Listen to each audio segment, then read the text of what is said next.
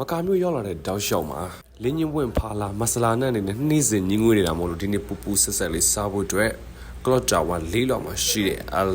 ဘာရာကတ်ဆိုတဲ့ဆိုင်ကိုသွားခဲ့ပါတယ်။ဒီနေ့ကတော့ကျွန်တော်အရင်တလားကမလေးရှားသွားကြတော့စားခဲ့တဲ့တရုတ်ခေါက်ဆွဲလိုပဲရိုးရာခေါက်ဆွဲအရသာစစ်စစ် spice တခုဖန်တီးပေးမှာပဲဖြစ်ပါတယ်။တို့သူများခေါက်ဆွဲတွေအကုန်လုံးကတော့ဂျုံခေါက်ဆွဲ handmade တီးတန့်ပဲဖြစ်ပါတယ်။တစ်ခါတည်းလို့တစ်ခါတည်းစား10မိနစ်အတွင်းရတဲ့ခေါက်ဆွဲမျိုးပဲဖြစ်ပါတယ်။ခေါက်ဆွဲပြင်တခြားမီနူပေါင်းများစွာရှိတယ်ခင်ဗျ။ဥပမာကျွန်တော်တို့အမေသားပါမုတ်တွေရှိတယ်။ကျွန်တော်ကတော့ဒီဆိုင်ရဲ့ signature တခုဖြစ်တဲ့ beef noodle လေးပဲမှာလိုက်ပါတယ်ခင်ဗျ။ဈေးပြဆိုလို့ရှိရင်တော့35ကျန်ဝင်ချင်းကြားတယ်ဆိုမဲ့တစ်ပွဲကိုအနည်းဆုံး2ရောက်လောက်စားလို့ရပါတယ်။ကျွန်တော်ကတော့ရှာရှိပြီးတစ်ပွဲမှာလာမို့လို့မနေစားလိုက်ရပါတယ်။အကြီးအပြည့်ဆိုလို့ရှိရင်အမေသားစုပြုတ်ရအဓိကထားပြုတ်လုပ်ထားတဲ့အပြင်မုံလာဥအဖြူရဲ့အချိုတက်ကိုလည်းရအောင်လို့မုံလာဥအဖြူရဲ့လေးပဲထည့်ထားပါတယ်။ရတာအပြည့်ဆိုလို့ရှိရင် sequence style အရသာထုံထုံဆက်ဆက်ကလေးနဲ့ခန်းစားမှုမျိုးပေးနေမှာပဲခင်ဗျ။ရှေ့မှာအီစင်းစင်းနဲ့စားလိုက်တဲ့တက်တန်းတစ်ချောင်းလုံးမှာဒီပူပူလောင်လောင်ဆက်ဆက်ကလေးနဲ့ဖြီးလိုက်တာမို့အရန်မိုက်တယ်လို့ပြောလို့ရပါတယ်။ကျွန်တော်တို့မြန်မာပါဇက်အနေနဲ့ကြည့်မယ်ဆိုလို့ရှိရင်တော့ taste ကအနှဲငယ်ပေါ့တယ်လို့ခန်းစားမိပါတယ်ခင်ဗျ။မြန်မာလည်းပဲတခြားနိုင်ငံအားလုံးပေါ့ပေါ့ပဲစားလေးရှိပါတယ်ရှာလာကျွန်တော်နောက်ရက်တွေမှာဆိုလို့ရှိရင်တခြားမီနူတွေလည်းစမ်းသပ်စားဖို့ရှိပါသေးတယ်ခင်ဗျာဆိုလို့မိတ်ဆွေတို့အနေနဲ့ hash omara ကိုရောက်ခဲ့သည်ရှိတော့ဒီခေါက်ဆွဲဆိုင်လေးကိုတော့ try စီကြည့်တင်ပါတယ်ခင်ဗျာဒါပေမဲ့တရုတ် spice အနံ့ကိုတော့ကြိုက်ဖို့တော့လိုပါတယ်ခင်ဗျာကျွန်တော်တို့ဘယ်နေရာဖေဒီသားရဲ့ကြောင့်အစားတောင်းမရွေးတဲ့သူမျိုးဖို့လိုပါခင်ဗျာ